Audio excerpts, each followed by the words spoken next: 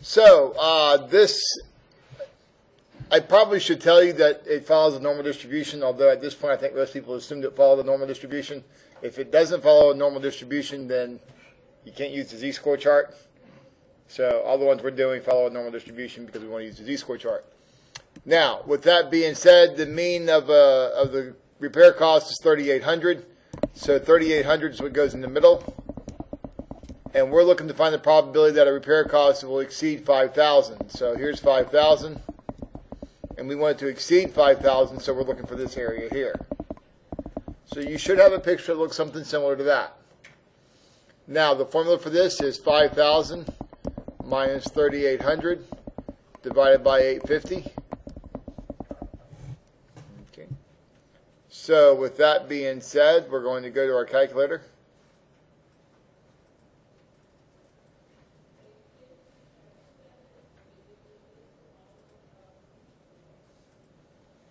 And we're going to type that in.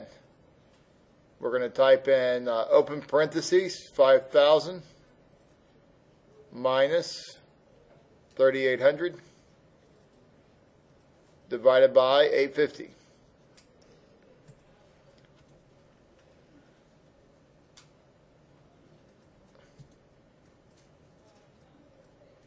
Okay, and we're going to get a z-score of 1.41. Now remember that when you get to z-score, you always round off to the nearest hundredths place.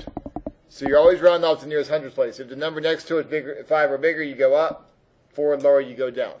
So we're going to round that off to 1.41. Now, are we going to use the positive or the negative z-score chart here? Negative. We're going to use the negative z-score chart because it's a small area. So going to our charts, that's the positive chart. We're going to flip it over to the negative chart.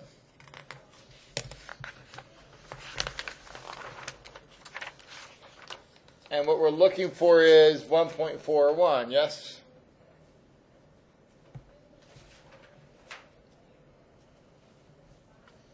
What we're looking for is negative 1.41. So this is a negative chart. So we're going to go down to 1.4. And then we're going to go over to 0.01. So negative 1.41 is, looks like 0.0793. Okay, remember on the test, I don't want you to mark up my chart. Don't circle it. Just write down the answer is 0.0793. Okay. So the answer for this problem is 0.0. I've already forgotten what it was. 793? 0.0793. Any questions on that? All right, moving our discussion forward. Now, this one's a little bit different than what you've seen before. Or at least, let me rephrase that. This is a little different than what you've seen in class. Now, you would have seen it in the homework had you done the homework. And I'm assuming you all have. Now, with that out of the way, let me press pause for a second. And we're going to try to find it in between 4,000 and 2,000.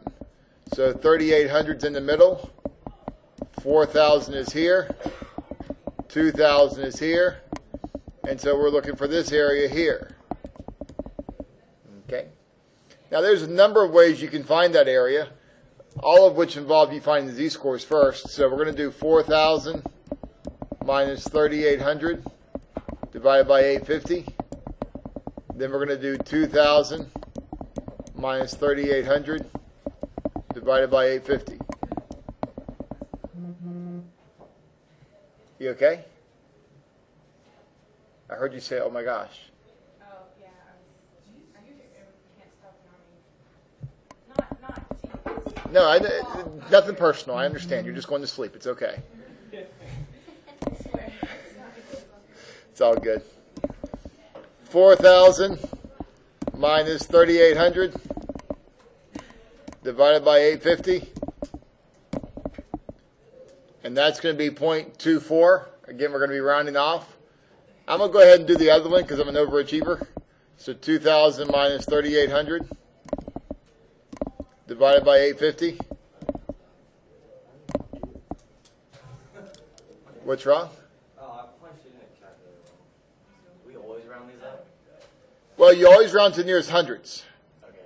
So these two, yes, you'll round up. Okay. What if you didn't? Well, then you'll get it wrong. I mean, I'm not trying to be a jackass. No, I'm just. no,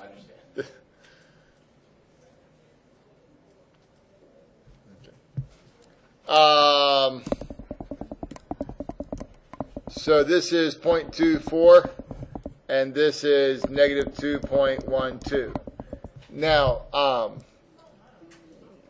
you asked a good question about the rounding and what happens. If you just put down an answer, and I don't know where the answer comes from, I never assume you made a simple mistake. I always assume it was a catastrophic guess, and you just got lucky to be close. Okay, and at that point, I marked the whole thing wrong. If you show your work, and instead of putting 0.24, you put 0.23, I'm way more likely to be a little bit forgiving and only take off like 2 points or something like that. Because the bottom line is you kind of did the problem right, you just didn't round, and that's not the end of the world. But if you just put down an answer and that's all you put, Oh, no. the hammer's coming. I don't think Yeah, it's coming. All right, now, what do you do when you find these two values? Now, remember that in all the problems we've done previously, I've always talked to you about small area, big area. Right? This is the one time I'm not going to talk to you about the small area, big area. And the reason is because as you look at it, you don't really know which one's which. So what I'm going to tell you to do is just look the values up as they are. If they're positive, use the positive chart. If they're negative, use the negative chart. And then whatever you get for the two numbers, subtract them when you're done. So we're going to look up 0.24 first. So we're going to go to our positive chart, look up 0.24. Wrong button, this one. We're going to go to our positive chart, look up 0.24. No, you didn't. No, you didn't.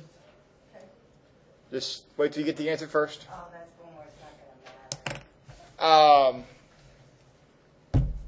When you look up 0.24, you're coming down to 0.2. You're going over to 0.4. So this is 0.24. So you're looking at 0.5948.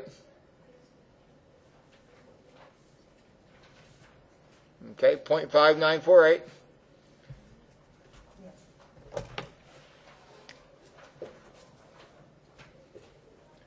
Now, go to your negative z-score chart, and you got to look up, what was the other number we got? Negative 2.12.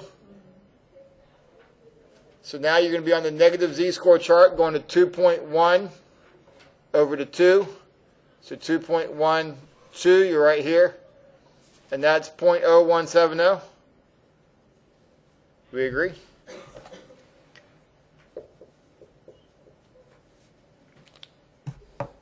Now, once you do that, you're going to get two answers. This one was 0.5948.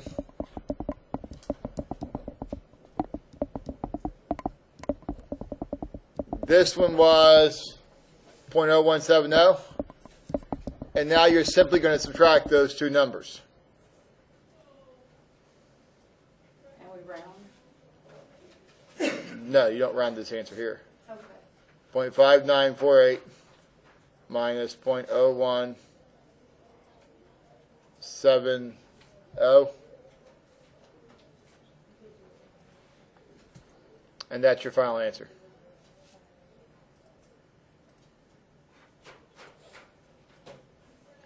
Now, there's any number of ways that you would have gotten to 0.5778. As long as you got to 0.5778, you did well.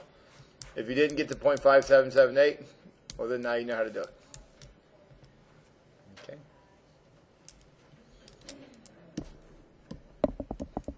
That's your final answer. Okay. All right. So, moving on to question 3. Now we're kind of back to probably your comfort zone where you saw problems from last time. If 12 such cars are involved in a car crash, find the probability that the average repair cost is less than $4,000. So less than $4,000, this is $3,800. Here's $4,000. You're looking for less than that. That's this area. Okay, so you got $4,000 minus $3,800. divided by, what's your standard deviation? 850 over the square root of 12. Now notice here we're using the square root of 12 because we have a sample size. Notice over here we didn't have a sample size. It was a repair cost. So even if you try to do the 850 divided by the square root, you'd be doing a repair cost, which is only 1. So that square root of 1 wouldn't do anything anyway. So even if you got confused and you just use the square root every time, it wouldn't make any difference. Does this go with that central limit thing? Yes, this is part of the central limit thing. Okay. Now, when you type this in, again, I would get you in the habit of typing the whole thing in as you see it. 4,000 minus 3,800 divided by, and here's the kicker, be careful, open parentheses before you do anything, 850 over the square root of 12. I'm going to close the parenthesis twice, once to close the square root, and one more time to close the denominator.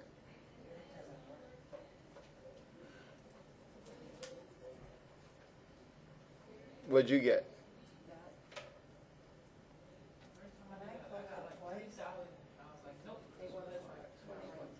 Depending on your calculator, Donnie, it may or may not have to get closed. Yeah, closing it twice through never gave me a different answer. Yeah, I don't know. Depending on your calculator, some of them are a little bit different nowadays. Thank you, Mr. T.I. All right, what we're going to round to. We're going to round this off to 0.82. Now we're going to go to the positive chart or the negative chart. We're going to go to the positive chart. Why? It's a large area, so we don't want to be on the negative chart. We want to be on the positive chart. So we're back over here.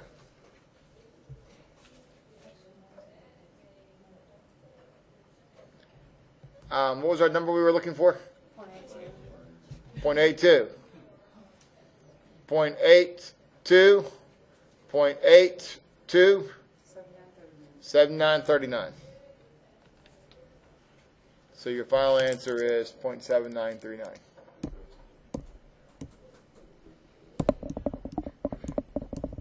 And that's a 7. Okay. Yes, ma'am. What is that, 12 over square root 80? Because the formula is the standard deviation of the means is the standard deviation divided by the square root of n. The question was, why are these two numbers not reversed? It's sigma divided by the square root of n. In this case, n is the sample size. It's 12. Okay?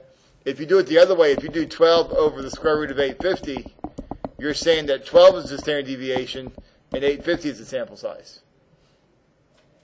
Okay?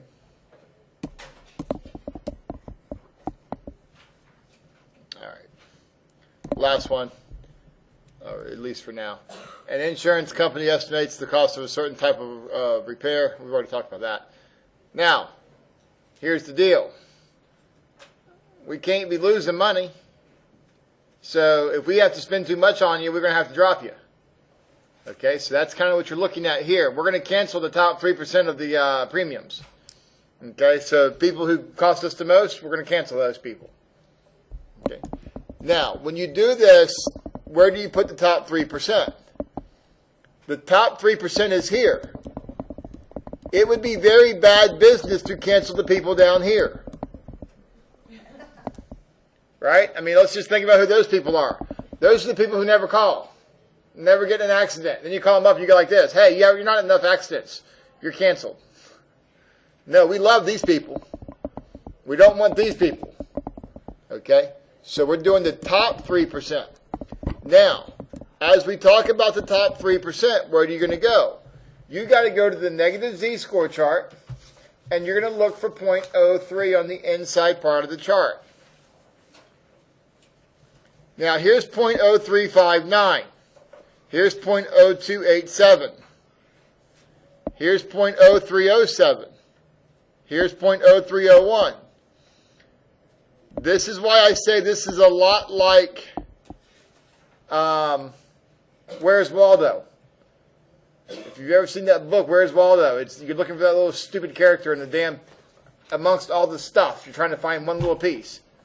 That's what this is kind of like. You're looking for 0.0300 and you're searching for the inside. Now, when I tell people to find 0.03, what the average person does, if you take this to Walmart and you say find 0.03, they go like this. Found it.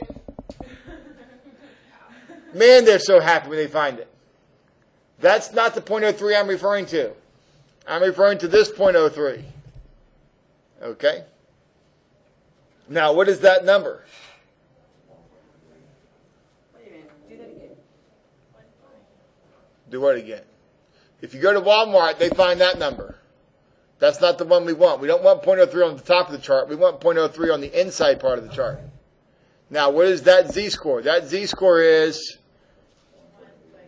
1.88. 1.88. That's this value. Yes. Okay? Now, here's the deal. When I write it on my chart, I'm not going to use a negative number, and that always screws people up. They're like, hello? Negative McFly. It's negative. Why are you putting down as positive? Why am I using positive number? It's on the right-hand side. Remember that for z-scores, 0 is the mean. So 0 is in the middle. Anything on the right-hand side would have to be a positive number. Anything on the left-hand side would have to be a negative number.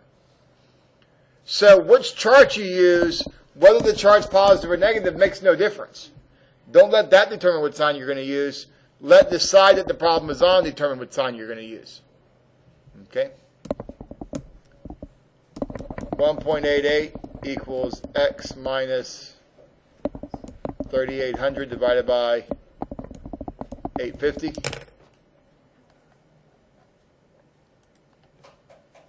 Okay. So you're going to do 1.88 times 850 equals plus 3,800 equals, and your final value is 53.98.